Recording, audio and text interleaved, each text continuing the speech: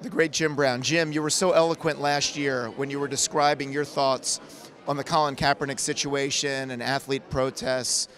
Here we are 1 year later, and I'm curious your thoughts as to whether or not we have evolved on the issue, devolved on the issue, stayed the same. Are we making progress? Well, I'll tell you, it's a great question, because I think the country is really in a bad way right now. The media is dominating, and they're getting great news, but you don't know the good guys from the bad guys. But fortunately, because of sports, we have come together to represent poor people and disenfranchised people. And for the first time, I think you'll see a movement of athletes and entertainers that's never happened in the history of this country.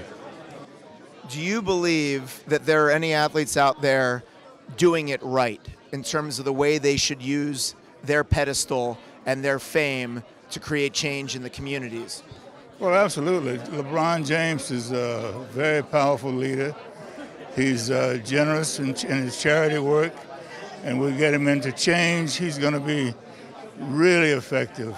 Reggie Jackson, I mean, so many of the athletes of today I'm reaching out to, and they all have a consciousness, and within the next 2 or 3 weeks, you'll see a swelling of these particular kind of individuals. I've been very fortunate because everyone that I've approached has been willing to consider helping those who are more, that need the help, that are not in the same kind of a position that we are. Well, you're a very influential man in the community. What mistake are some athletes making with the platform that they have? Well, I'll tell you, it's not for me to really try to point out mistakes. It's for me to try to be as giving as I can be.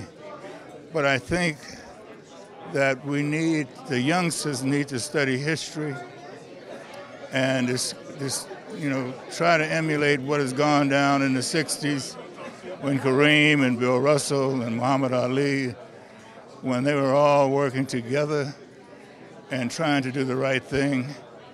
And I think that the athletes of today really need to come together and understand that they're very powerful.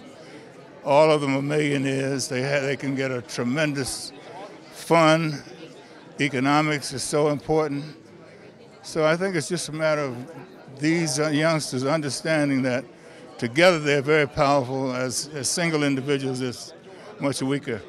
For some reason, this appears to be a problem with the NFL, but not a problem with the NBA.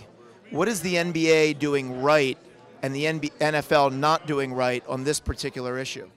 Well, there's an assumption that there is a difference, but basketball is, they only have about 12 people on the squad.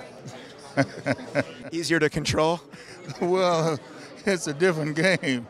Yeah. And when you're dealing with football players, you're dealing with so many issues. You're dealing with a different kind of ownership, and it needs working on. But because you have a small group of individuals in the NBA, they have great influence. It's not a lot of them. They can come together on issues. It's much easier to do the right thing.